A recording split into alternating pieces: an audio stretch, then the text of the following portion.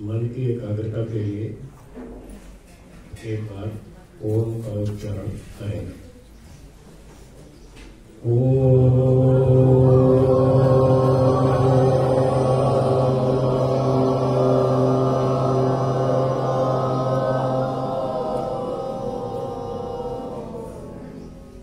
उपस्थित विद्वद्गण, धर्म प्रेमी सज्जनों, माताओं, बहनों और प्रिय विद्यार्थियों,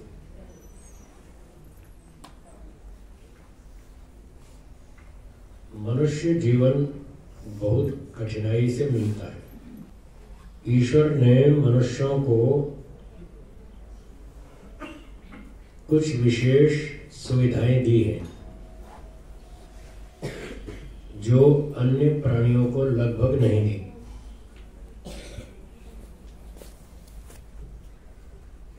पांच सुविधाएं विशेष दी हैं। हाँ, ये बच्चे लोग मेरी बात ध्यान से सुने। मैं बीच बीच में पूछता रहता हूँ, ध्यान रखना, आपको उत्तर देना पड़ेगा। कितनी सुविधाएं दी? हाँ, ध्यान से सुने। पहली सुविधा दी बुद्धि। पहली सुविधा क्या दी? बुद्धि। जैसी बुद्धि मनुष्यों को दी ऐसी किसी प्राणी को नहीं दी। मनुष्य पढ़ लिख कर, अच्छे काम करके, अनुशासन में रहकर इस बुद्धि का बहुत विकास कर सकता है। जितना विकास मनुष्य कर सकता है बुद्धि का, इतना और कोई प्राणी नहीं कर सकता। मनुष्यों के स्कूल होते हैं, कॉलेज होते हैं, गुरुकुल होते हैं, और किसी प्राणी का स्कूल कॉलेज होता है? नहीं होता। कोई अध्यापक नहीं होते, कोई पुस्तक नहीं होती, कोई बुद्धि का विकास करने का कोई साधन नहीं। तो एक पहली सुविधा क्या हुई? बुद्धि। दूसरी सुविधा बोलने के लिए भाषा। दूसरी क्या? बोलने के लिए भाषा। जैसी भाषा मनुष्यों के पास है ऐसी और किसी प्राणी के पास है? नहीं। ऐसी और किसी के पास नहीं।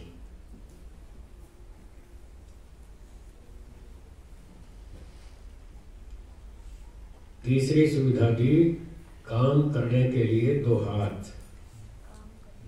बोलिए, तीसरी क्या दी? काम करने के लिए दो हाथ। ऐसे दो हाथ कुछ 5-7 प्राणियों को दिए ईश्वर ने। बंदर है, लंगूर है, चिंपैंजी है, गोरिल्ला है, वन मानुष है। ऐसे 5-7 प्राणियों के हाथ हमारे जैसे हैं, और उनके पास बुद्धि नहीं। तो हाथ होते हुए भी वो अपना घर मकान नहीं बना पाए अब तक। कुछ पढ़ लिख के विद्वान नहीं बने अभी तक। तो हाथ होने से भी कोई खास फायदा नहीं हुआ, बस कहने को है। तो तीसरी ये सुविधा हो गई, हम दो हाथ से सारे काम बहुत आसानी से कर लेते हैं। खाना बनाओ, बर्तन मांजो, कपड़े धो, गाड़ी बनाओ, ट्रेन बनाओ, विमान बनाओ, सारे काम आसानी से हो जाते हैं दो हाथ से। चौथी सुविधा दी कर्म करने की स्वतंत्रता। चौथी क्या दी? कर्म करने की स्वतंत्रता। मनुष्य अपनी इच्छा अनुसार जब चाहे जो भी कर सकता है। खाना हो, पीना हो, घूमना हो, गार्डन में सैर करनी हो, बाजार जाना हो, शॉपिंग करनी हो, पढ़ाई लिखाई करनी हो, व्यायाम करना हो, जब इच्छा हो जो मर्जी काम कर सकता है। और ये गाय, घोड़े, पशु पक्षी जो जंगल में रहते हैं उनको पूछना तो नहीं पड़ता, पर उनके पास कोई साधन तो है ही नहीं, वो क्या करेंगे? आए अभी और सो गए, घूम लिए इधर उधर बस। और जो नगरों में रहते हैं, कुत्ते आदि पशुओं को पाल लेते हैं मनुष्य, वो अपनी मर्जी से कुछ कर नहीं सकते। उनको जब मालिक घुमाने ले जाएगा तभी जाएंगे घूमने, वो अपनी इच्छा से टॉयलेट भी नहीं जा सकते। इतनी पराधीनता है। तो ये जो 24 घंटे की स्वतंत्रता है मनुष्यों के पास, ये बहुत बढ़िया है, बहुत सुखदायक है। और एक पांचवी वस्तु दी विशेष मनुष्यों को, 4 वेदों का ज्ञान। क्या दी? 5वीं 4 वेदों का ज्ञान। ऐसा ज्ञान और किसी प्राणी को नहीं दिया। बहुत थोड़ा सा जन्म से ही सिखा के भेज दिया। कुत्ते को, गधे को, पशुओं को, पक्षियों को सबको मालूम है क्या खाना क्या नहीं खाना, कैसे सोना, कैसे भागना, कैसे चिल्लाना, उनको सब जन्म से सिखा के भेज दिए। और आगे विकास के लिए कोई स्कूल कॉलेज, कोई अध्यापक, टीचर कुछ नहीं। तो ये जो 5 सुविधाएं मनुष्यों को ईश्वर ने दी, ये मुफ्त में दी या कोई कर्मों का फल है? हाँ, ये बात ध्यान से याद कर लें। हाँ भाई, सब बच्चे बोलेंगे ये मुफ्त में दी या कर्मों का फल है? हाँ, अच्छे कर्मों का फल या बुरे कर्मों का? हाँ, इसमें अच्छे ज्यादा है, बुरे कम। जिनके बुरे ज्यादा है वो तो सुअर कुत्ते बनते हैं, जो अच्छे काम ज्यादा करते हैं वो मनुष्य बनते हैं। बराबर भी कर रहे हैं, अच्छे बुरे बराबर, तो भी मनुष्य बन जाएंगे। और वो मजदूर, चपरासी ऐसे परिवार में, 4th क्लास फैमिली में उनको जन्म मिलेगा, ऐसा शास्त्रों में बताया है। एक मनुष्य अपने पूरे जीवन में यदि 50% अच्छे कर्म करे और 50% बुरे, बराबर इक्वल, तो उसको अगला जन्म सामान्य परिवार में मिलेगा, मजदूर, चपरासी ऐसा। और दूसरा नियम, यदि कोई व्यक्ति अच्छे कर्म 50 से अधिक करेगा, 60, 70, 80 अच्छे, और बुरे कम 20-30%, तो फिर उसको ऊंचे विद्वान के घर जन्म मिलेगा, धनवान, बलवान, बुद्धिमान ऐसे परिवार में जन्म मिलेगा, और बचपन से सारी बढ़िया सुविधाएं मिलेंगी, और वो बहुत अच्छी उन्नति कर जाएगा, बहुत सुखी रहेगा। और तीसरा नियम और सुनिए, यदि कोई व्यक्ति बुरे कर्म 50% से अधिक करेगा, फिर वो नीचे जाना पड़ेगा उसको, फिर मनुष्य नहीं बनेगा। फिर तो कोई नदी में, कोई समुद्र में, कोई जंगल में, कोई पहाड़ पर, कोई बर्फ में, ऐसे अजीब अजीब प्राणी होते हैं, वैसा जन्म मिलेगा। डिस्कवरी चैनल देखा है आपने? डिस्कवरी चैनल, उसमें देखा कैसे कैसे प्राणी होते हैं अजीब अजीब, बस फिर वैसे जन्म मिलेगा। कहाँ जा रहे हैं बच्चे सारे? बैठो बैठो, इधर बैठो। कहाँ जा रहे हैं? अभी थोड़ी देर बैठो, बस 15-20 मिनट का काम, फिर उसके बाद कार्यक्रम पूरा हो जाएगा। ध्यान से सुनो, आपके लिए सुना रहा हूं। हाँ, तो मैंने कितने नियम बताए कर्मफल के? 5 नियम बताए। हाँ, नियम 3 बताए, 5 तो सुविधाएं बताई थी जो ईश्वर ने हमको दी खास, वो 5 सुविधाएं थी। और कर्मफल के 3 नियम बताए, फिर से दोहराएंगे। पहला नियम क्या था?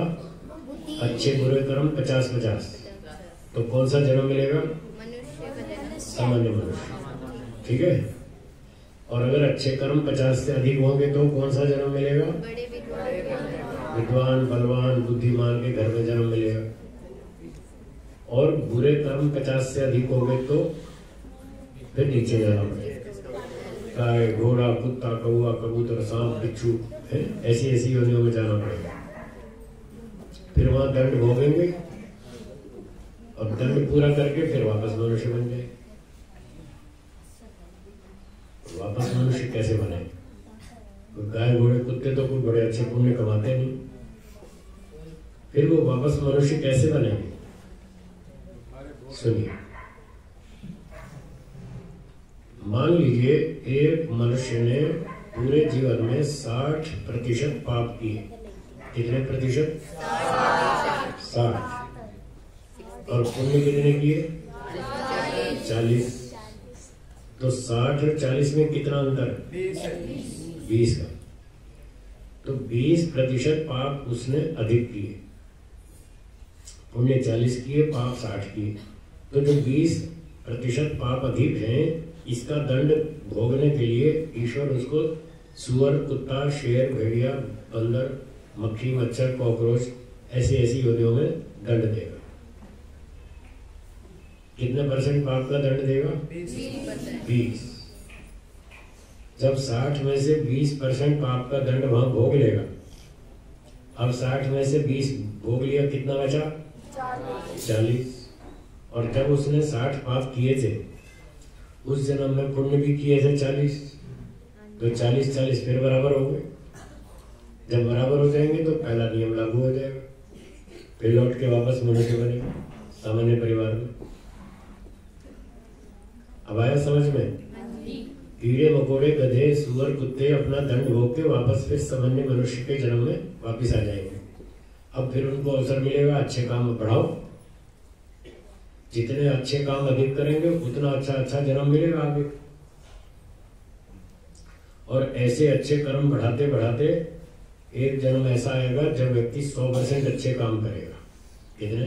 100%। जब 100% अच्छे काम करेगा,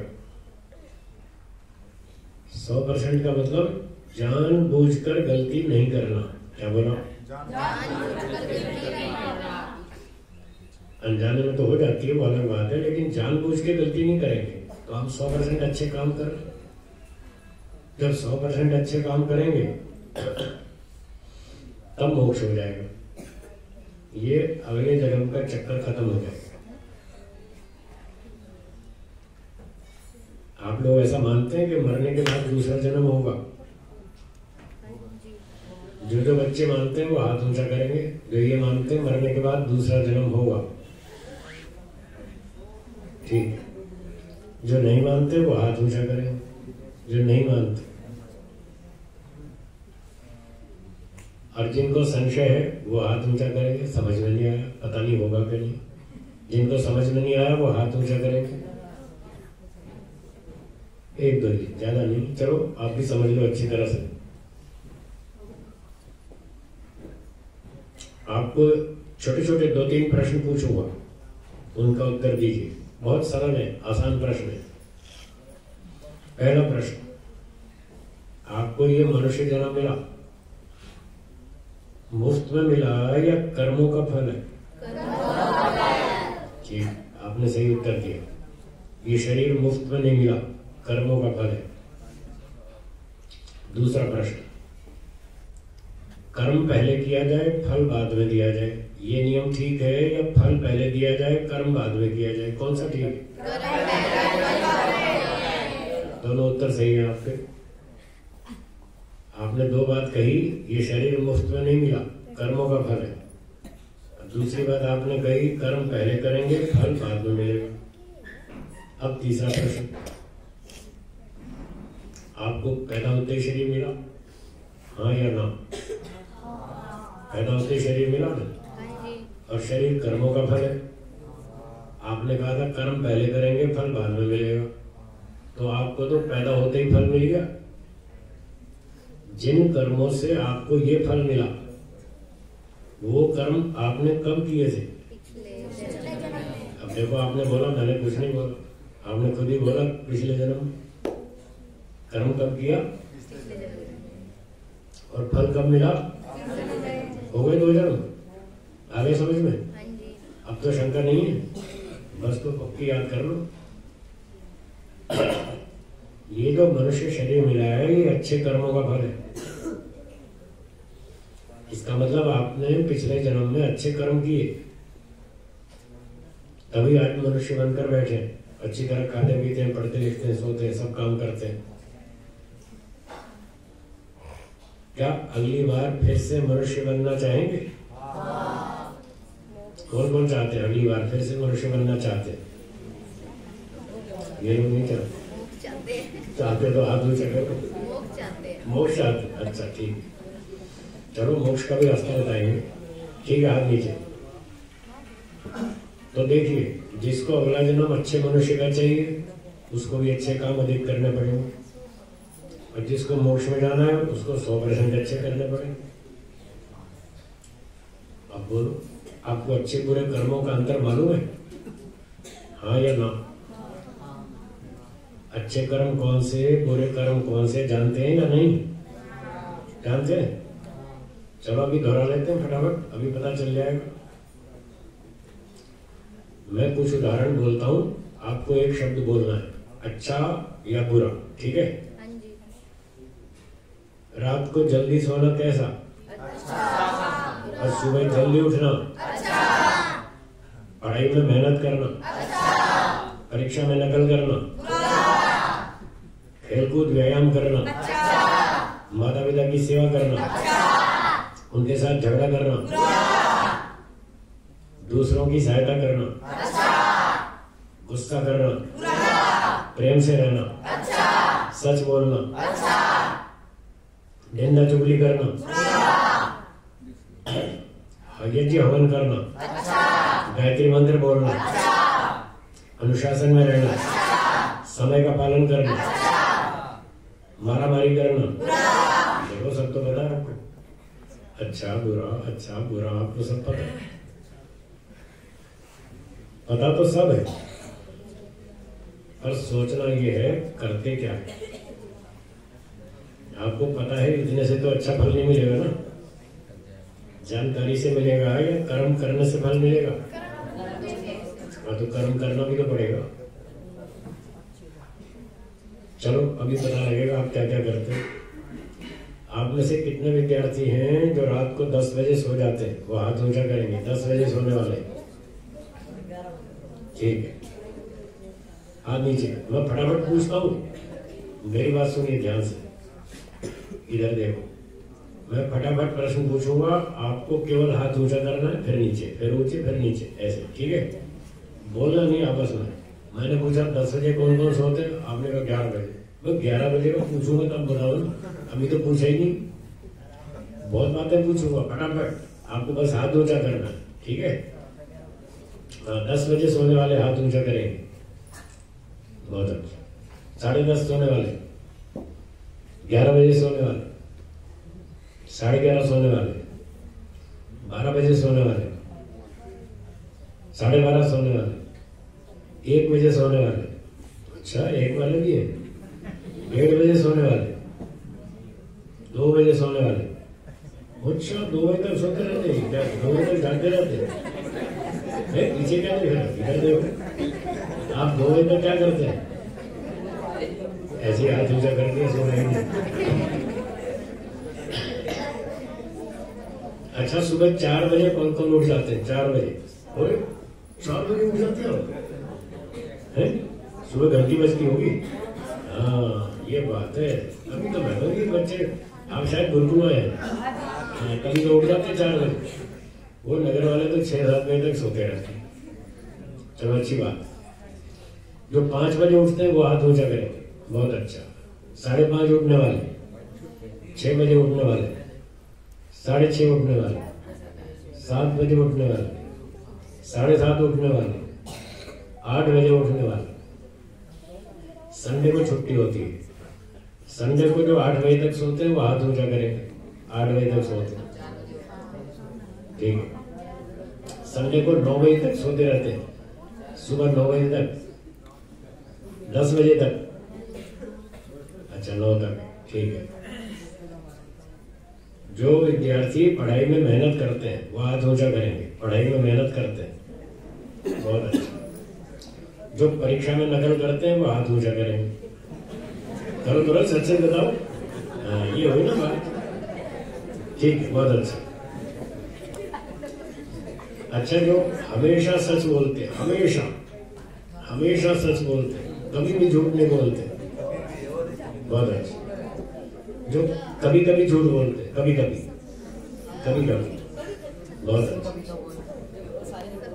जो कभी कभी गुस्सा करते हैं, कभी कभी गुस्सा करते हैं, कभी कभी, बहुत अच्छा। जो दूसरों की मदद करते हैं, सहायता करते हैं दूसरों की, बहुत अच्छा। जो माता पिता की सेवा करते हैं वो हाथ ऊंचा करें, बहुत अच्छा। जो उनके साथ झगड़ा करते हैं वो हाथ ऊंचा करें, ठीक।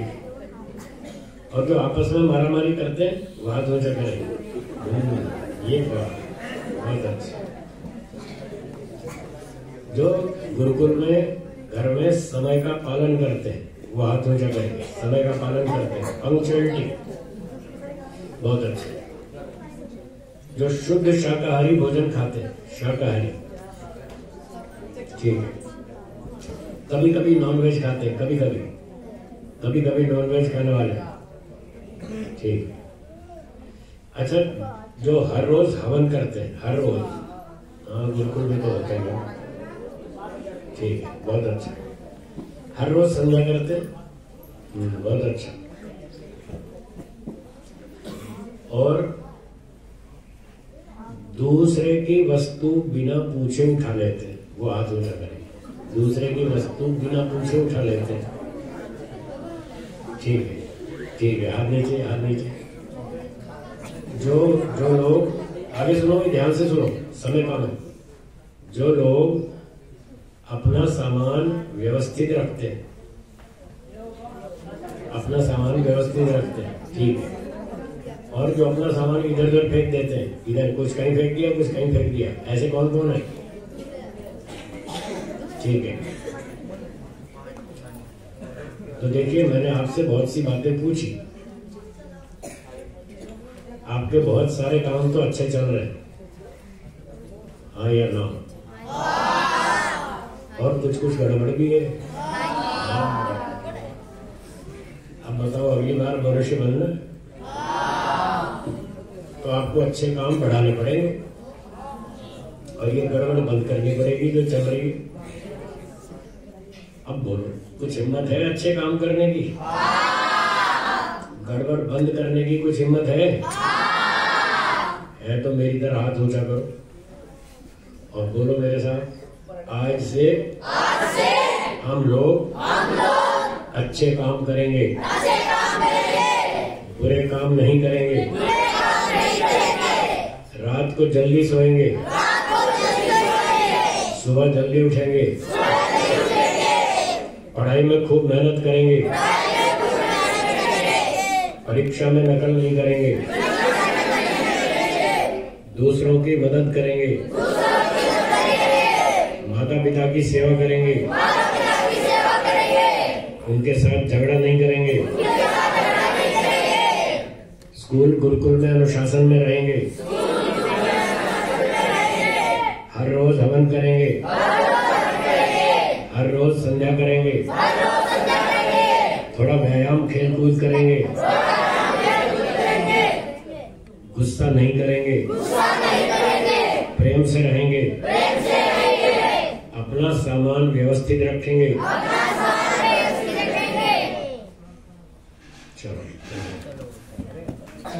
अब बस 2 बात करके समाप्त करता हूँ।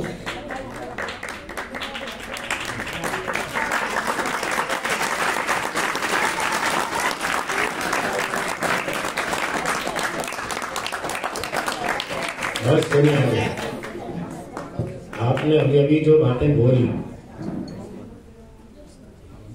मुझे इस बात में डाउट है कि आप 15 दिन में ये सब बातें भूल जाएंगे। मुझे शंका है, भूल जाएंगे ना? ये याद रखेंगे? भूल जाएंगे? हाँ। अरे भूल जाएंगे तो फिर पालन कैसे करोगे? भूलना नहीं है, याद रखना है। कैसे याद रखना? सुनो, उसका तरीका बताता हूँ। आज अपने वहां गुरुकुल में जाकर, अपने घर जाकर ये सारी बातें कागज पर लिखनी है। रात को सोने से पहले ये सारी बातें आज लिख लेना, जो अभी बोली आपने। जल्दी सोएंगे, जल्दी उठेंगे, व्यायाम करेंगे, खेलकूद करेंगे, पढ़ाई करेंगे, परीक्षा में नकल नहीं करेंगे, अनुशासन में रहेंगे। ये सारी बातें लिखनी है और उसको लिखकर आज की तारीख डालेंगे, नीचे अपने हस्ताक्षर करेंगे, उस कागज को अपने कमरे में चिपका लेंगे दीवार पर, ठीक है?